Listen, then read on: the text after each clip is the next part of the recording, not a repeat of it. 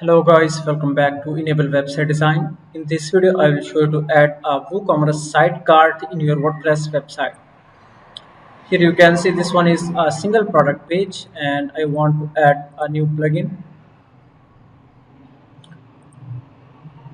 And here you can search for sidecar and you can find out multiple plugins that you can easily use and install in your website. So this one is the best plugin and I'm using it for the years. So after that, click on activate button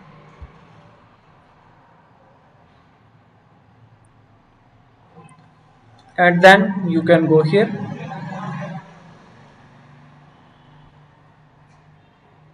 scroll down. After that, click here, let's go, and then click on save button.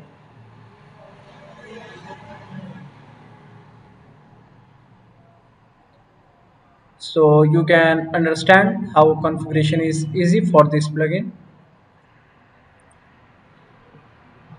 So after that, let's go here